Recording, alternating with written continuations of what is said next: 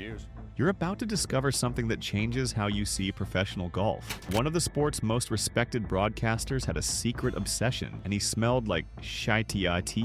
Not Ken Venturi. Ken Venturi was the problem. He decided what clean meant in golf, and 5 incredible players paid the price for not measuring up. Hit that hype button to support the story and bring more forgotten golf legends to light. We're exposing the man who shaped golf's image for 50 years. Ken Venturi enforced an invisible code. Be impeccably groomed, dress like you own a country club, and smell like expensive soap. Break these rules and you were done. Not because you couldn't play golf, because you couldn't be trusted. Venturi came from nowhere. Born with a severe stammer, he fought his way to becoming a US Open champion. But he decided being clean was the most important thing in professional golf, more important than talent. He looked around the locker room and decided most players were stains on the gentlemanly reputation, and he spent 50 years on television making sure everyone knew it. The locker room is where golf's hierarchy really lives. In the 1950s and 60s, if you smelled wrong, you were immediately labeled. That label followed you everywhere. Venturi understood the power of smell and appearance. He weaponized it. The PGA Tour was escaping its reputation as a haven for gamblers and hustlers. Golf wanted corporate sponsors and movie star heroes. Venturi fit that mold perfectly. He expected everyone else to match it. If you couldn't, you were a threat to the entire brand. Let's talk about Al Balding. Here's a guy who won a PGA Tour event on American soil, captured the World Cup championship, and beat some of the greatest players alive. But Ken Venturi called him a stain. A literal stain on the gentlemanly reputation of golf. Why? Because Balding traveled in wrinkled clothes. He showed up in sweat-stained shirts. He didn't have a steamer in his trunk. He didn't have relationships with dry cleaners at every stop. Balding was a grinder. He worked for everything. He drove thousands of miles between tournaments, sleeping in motels to save money. But Venturi didn't see hard work. He saw failure to maintain standards. The wrinkles weren't just wrinkles, they were evidence of laziness. In the 1950s, fabric was fragile. A player like Balding stood in stark contrast to Ben Hogan or Ken Venturi. The sweat stains were highly visible. For the aristocracy of golf, visible sweat was vulgar. It was a reminder of physical labor that the gentleman golfer was supposed to hide with effortless grace. Balding couldn't hide his exertion. That made him rough. The clean pros played practice rounds together. The scruffy pros were left alone. Balding's 1957 season was incredible. He won 3 events and finished 6th on the money list, but none of that mattered. He was still unpressed. This is fundamentally a story about class. Balding didn't come from the country club lineage that valued aesthetics over substance. When Balding defeated players like Boros or Trevino, the establishment was uncomfortable. The winner wasn't supposed to look like that. Now let's talk about Mo Norman. If Balding was a visual irritant, Mo Norman was a sensory assault. Mo's swing was genius. Physicists still study it. His ball striking was on another level entirely, but his career on the PGA Tour was a tragedy. It lasted only a few years before he was driven back to Canada. And Ken Venturi knows why. He rarely bathed.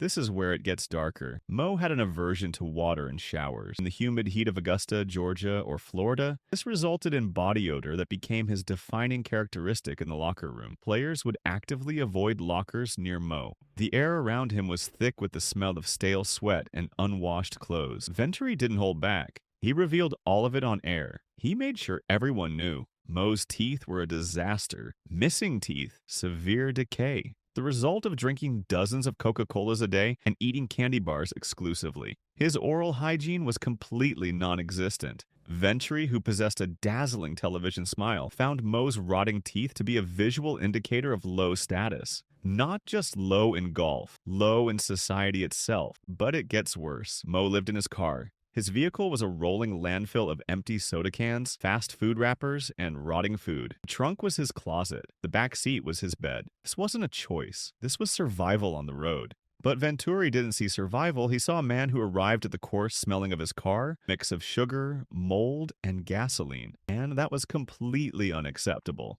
The most damning allegation from Venturi regarding Mo involved the Masters. Augusta National is the cathedral of the clean image. Caddies wear white boiler suits to cover their street clothes. The grounds are manicured to perfection. Venturi stated that while Mo's game was worthy of Augusta, his body odor and lack of grooming made him an outcast. The establishment could not accept him. There was an active effort to freeze him out. to make him feel so unwelcome that he would leave. Looking back through a modern lens, it's clear that Mo Norman was neurodivergent. He was likely on the autism spectrum. His repetitive speech, his obsession with the perfect swing, his inability to understand social hygiene norms are classic indicators. But in the 1950s, his vocabulary didn't exist. To Ken Venturi, Mo wasn't on the spectrum. He was just dirty. Venturi's critique was cruel in its lack of empathy. He viewed Mo's hygiene as a choice, a character flaw, rather than a symptom of something deeper. The tragedy of Mo Norman is that the Venturi standard prioritized the smell of soap over the sound of a perfectly struck golf ball. A man who was arguably more talented than any of them was exiled because he couldn't function in a system that demanded conformity above all else. That's what Venturi built. That's his real legacy. Fast forward to Patrick Reed. Although Reed plays in the modern era, long after Venturi's retirement, the culture Venturi built persists. The commentary around Reed is poisoned by hygiene rumors. While much of the animosity toward Reed stems from cheating allegations and family drama, persistent thread focuses on his personal hygiene. This is the Venturi effect. Physical cleanliness and moral cleanliness became one thing. The most infamous allegation regarding Patrick Reed's hygiene dates back to his college days at the University of Georgia. The rumor, widely discussed in tour circles, claims that Reed refused to wash his hands after using the restroom. In the close quarters of a team environment, this is a cardinal sin. It violates the social contract. Former teammates and tour peers alleged exactly this. Reed would use the facilities and leave without washing. The genius of this rumor lies in its double meaning. Reed was accused of being a dirty player on the course, improving lies in bunkers, stealing strokes in college. The allegation that he was also dirty in the bathroom reinforced the narrative that he was a man without principles. If he couldn't be bothered to wash his hands, basic act of civilization, how could he be trusted to mark his ball correctly? The wash hand story became shorthand for why Reed was ostracized. It gave players a tangible reason to avoid shaking his hand or sharing meals with him. The stain of these early rumors proved impossible to wash out, perhaps because, as the rumor suggests, he never tried. Even as a Masters champion, wearing the green jacket that Mo Norman was denied, Reed remains an outsider to the establishment. The Venturi effect continues to haunt him relentlessly. Now we arrive at John Daly. If Ken Venturi was the Apollonian ideal of golf, John Daly was the Dionysian nightmare, disciplined and ordered and clean versus chaotic and excessive and filthy. Daly burst onto the scene with his victory at the 1991 PGA Championship at Crooked Stick, capturing the hearts of the public but drawing the ire of the establishment. Venturi was a vocal and relentless critic of Daly's unprofessional lifestyle, but what he really meant was his hygiene. Daly represented the slobification of the athlete, a trend Venturi fought against until his dying day. Venturi's commentary on Daly focused on the sensory experience of being near him, the stale cigarette stench. Daly was a chain smoker, often consuming packs of Marlboros during a round. Venturi found this repulsive. The smell of stale cigarettes followed Daly like a cloud.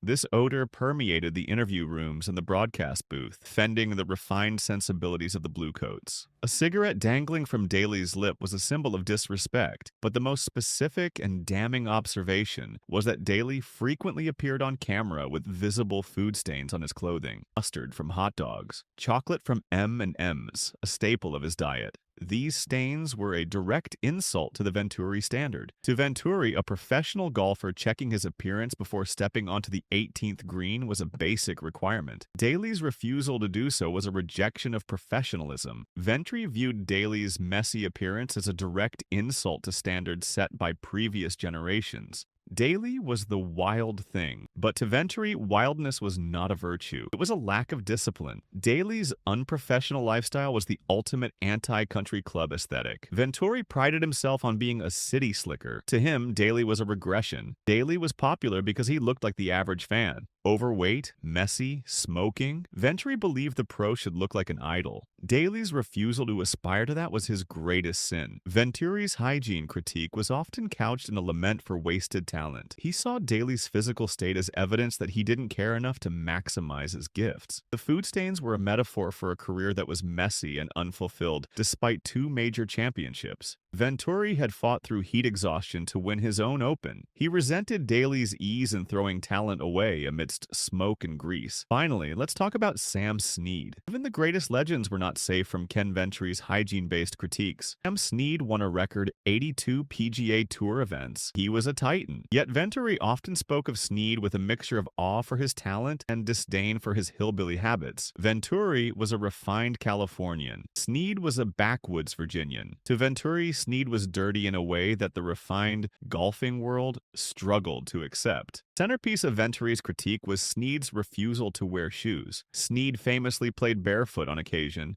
particularly in practice rounds or at the Masters Par 3 contest. He claimed it helped him feel the rhythm of the swing and the texture of the ground. To Venturi, walking barefoot on a golf course was fundamentally unhygienic. It was hillbilly behavior. It suggested a lack of civilization. A gentleman wears shoes. A gentleman separates himself from the dirt. Snead's willingness to touch the earth with his bare skin marked him as primitive. Venturi also critiqued Snead's rough personal manners. Snead was known for being coarse and frugal. Venturi viewed these traits as part of the same unclean package as the bare feet. Snead was earthy. Venturi was polished. This was the clash of city and country, a microcosm of tension between urban and rural roots of golf. Venturi represented the new guard, city pros, the TV stars, the corporate men. Snead represented the old guard, the men who came up from the caddy yard, the men who didn't mind getting mud under their fingernails. Venturi's use of the term hillbilly was a derogatory hygiene marker. It implied that Snead was not fully housebroken by country club standards. While Snead was tolerated because he was a winner, he was never fully embraced as an emblem of sophistication the way Ben Hogan or Bobby Jones were. Venturi ensured that the narrative of Snead's dirtiness remained part of his legacy. Venturi prided himself on being a city slicker. He viewed Snead's lack of traditional sophistication as unhygienic for a man of his stature. The Bluecoats at Augusta loved Snead's play, but they laughed at his rustic habits. Venturi's commentary amplified this dynamic. Here's what all of this reveals. In professional golf, hygiene is the ultimate gatekeeper. Ken Venturi used standards of cleanliness to enforce social boundaries and protect his vision of the sport. Visual hygiene, olfactory hygiene, and physical hygiene became weapons of social control. If you looked messy, you were unprofessional. If you smelled bad, you were an outcast. If you touched dirt, you were morally suspect. These standards protected the PGA Tour's brand as elite and aspirational. Today, the Venturi standard has largely triumphed. The modern player is a clone of the clean-cut ideal.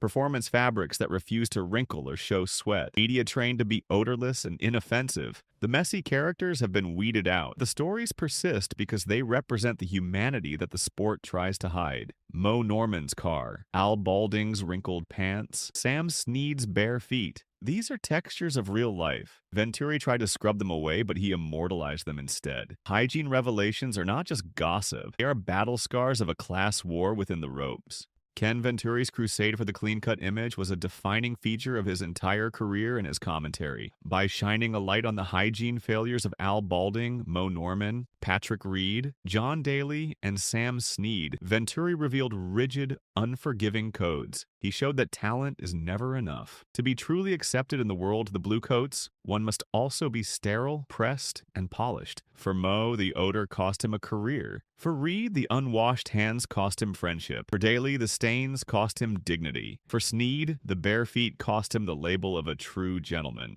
Venturi stood above them all, ensuring the gallery knew exactly who was clean and who was dirty. In the end, maybe it wasn't the sweat, stains, or the smell that truly bothered Ken Venturi at his core. It was the reminder that greatness doesn't always come pressed and polished. The most memorable players are the ones who refuse to conform to his narrow vision. They were the ones with wrinkles and smell and bare feet. They looked like humans instead of advertisements. That's what the Venturi standard tried to erase from golf. That's what we've recovered today. These 5 players left stains on the sport, and those stains make their stories enduring and worth remembering for generations to come.